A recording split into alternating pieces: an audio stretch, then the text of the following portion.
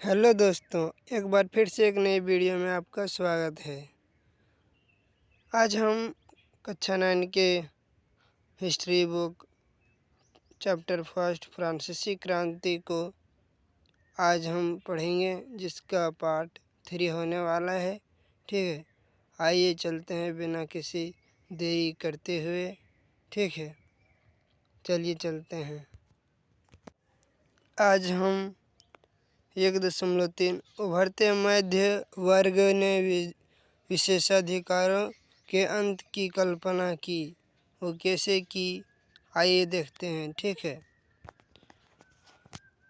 पहले भी कर बढ़ने एवं अकाल के समय किसान और कामगार विद्रोह कर चुके थे, परंतु उनके पास सामाजिक एवं आर्थिक व्यवस्था की बुनियादी बदलाव लाने के लिए साधन एवं कार्यक्रम नहीं थे। ये जिम्मेदारी तीसरे स्टेट के उन समूहों से उठाते थे जो समृद्ध, शिक्षित होकर नए विचार के संपर्क में आ सके थे। ठीक है, वो जो पढ़े लिखे थे। ठीक है, तीसरे स्टेट के समृद्ध शिक्षित वर्ग, ठीक है, वो शिक्षित हो गए और नए विचार संपर्क में आने लगे थे। ठीक है, 18वीं सदी में एक नए सामाजिक समूह का उदय हुआ, जिसे मध्य वर्ग कहा गया। ठीक है, 18वीं सदी में एक नए सामाजिक समूह का उदय हुआ, जिसे मध्य वर्ग कहा। ठीक है, जिसने फैलते समुद्र पारीय व्यापार, ऊनी तथा रेशमी वस्त्रों के उत्पादन के बल पर संपत्ति अर्जित की थी। ठीक है, ये जो है ये मध्य वर्ग वे समुद्री पारीय व्यापार और ऊनी तथा रेशम वस्त्रों के उत्पादन के बल पर जो संपत्ति अर्जित किए थे, प्राप्त किए थे की थी, उन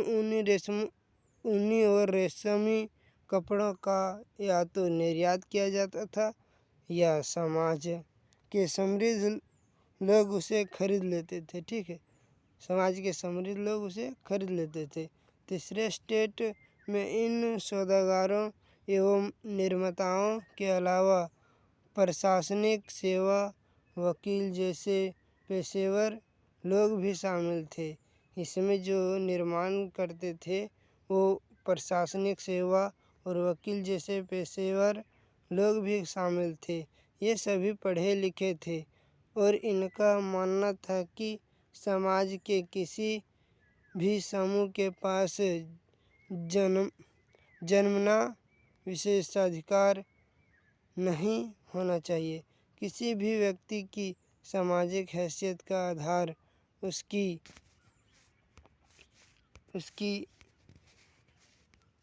योग्यता ही होनी चाहिए। स्वतंत्रता, समान नियमों तथा समान अवसरों के विचार पर आधारित समाज की यह परिकल्पना जॉन लॉक और जॉक रूसो जैसे दार्शनिक थे। जॉन लॉक और जॉक रूसो जो दार्शनिक थे, ठीक है, ये अपने टू ट्रीटाइजेज ऑफ गवर्नमेंट में जॉन लॉक ने राजा के देवी और निरंकुश अधिकारों का सिद्धांत का खंडन किया। ठीक है, निरंकुश राजा के देवी और निरंकुश अधिकारों के सिद्धांत का खंडन किया।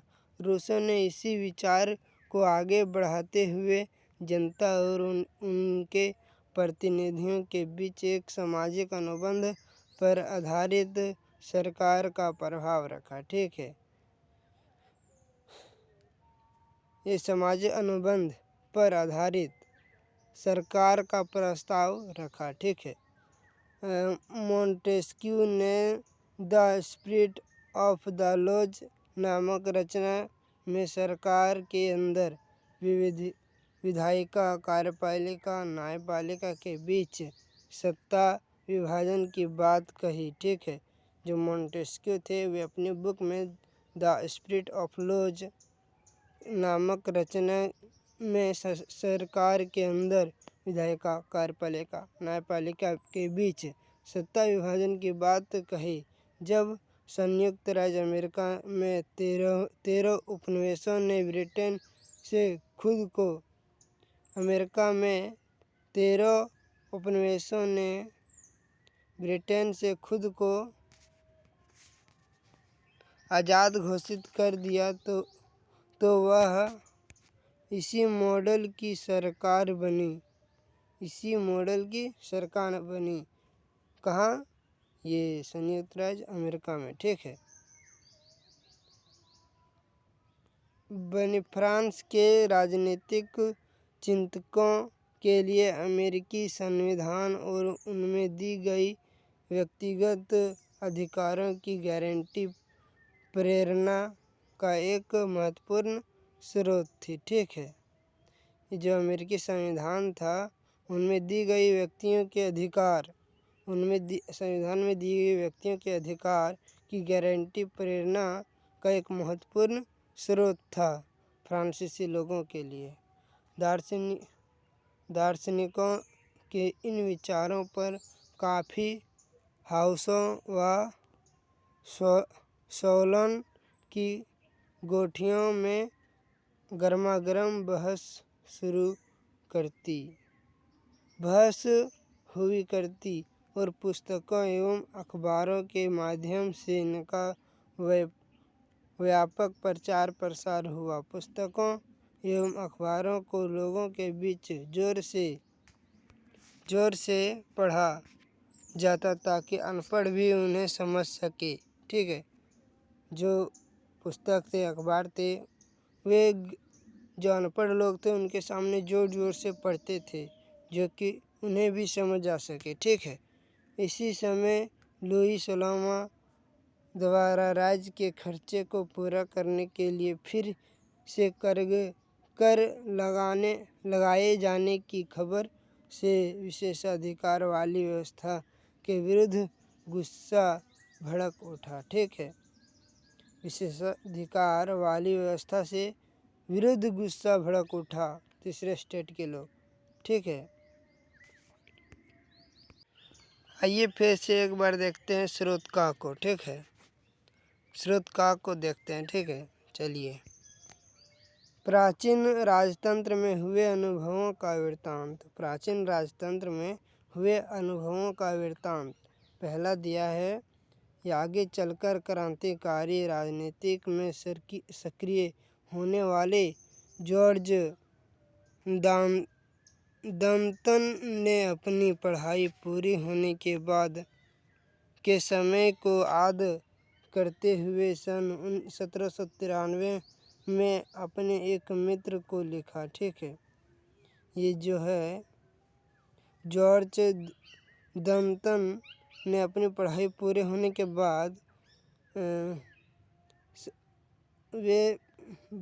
समय को याद करते हुए 1793 में अपने मित्र को एक पत्र लिखा, ठीक है। 1793 में अपने मित्र को एक पत्र लिखा। वे क्या लिखता है देखते हैं, ठीक है। मैं प्लेसिस के आवासीय कॉलेज में था। वहाँ मुझे कई महत्वपूर्ण लोगों के संदेह मिला। पढ़ाई पूरी होने के बाद बेकारी के दिनों में मैं नौकरी का तलाश में जुट गया।